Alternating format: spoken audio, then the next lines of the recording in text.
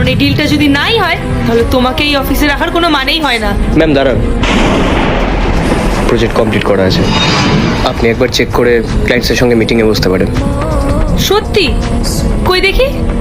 Ma'am project তো complete হয়নি, আধা ঘন্টা সময় দিন। স্নেহা, এটা কি হচ্ছে? প্রজেক্ট তো পুরোপুরি কমপ্লিট।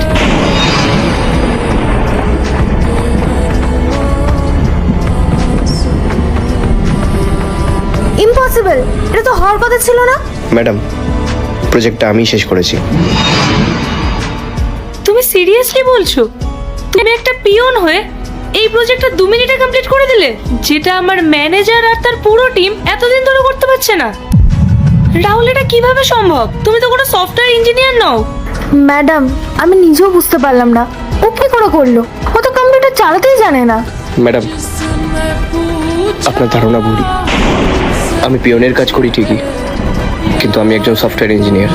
এরপর কি হলো সেটা দেখার আগে তুমি যদি এই দুটো ছবির মধ্যে একটা ছবিকে ভালোবেসে থাকো তাহলে ভিডিওতে লাইক এবং সাবস্ক্রাইব করে দাও। আর যদি তুমি লাইক সাবস্ক্রাইব না করো তাহলে আমি বুঝবো তোমার ছবি দুটোকে ভালোবাসো না। আর কমেন্টে লিখে যাও আমি। কি বলছো তুমি এসব? হ্যাঁ ম্যাম, আমি বিটেক করেছি, আর আমি একটা নামি দামি এমএনসি কোম্পানিতে জবও করতাম অ্যাজ আ সফটওয়্যার ইঞ্জিনিয়ার হিসেবে। আর হঠাৎ করেই সেই কোম্পানিটা লসে রান করার কারণে সেই কোম্পানি থেকে কিছু এমপ্লয়ীদেরকে ছাঁটাই করে দেওয়া হয়। আর তাদের মধ্যে আমিও এক হতভাগ্য ছিলাম।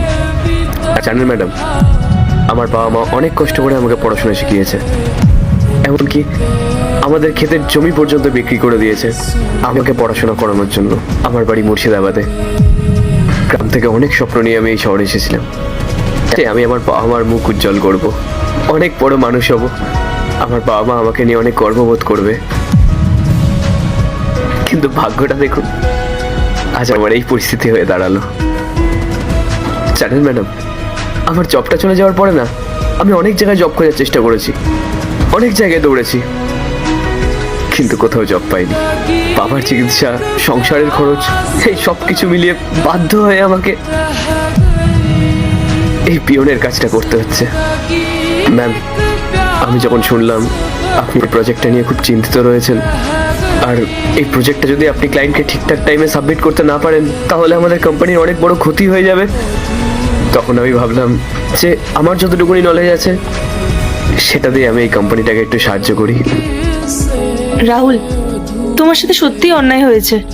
আর সত্যি কথা বলতে, আমার কোম্পানিতে যারাই কাজ করে তাদের কারোরই প্রোফাইল বা ডিগ্রি চেক করার অভ্যেসটা আমার নেই।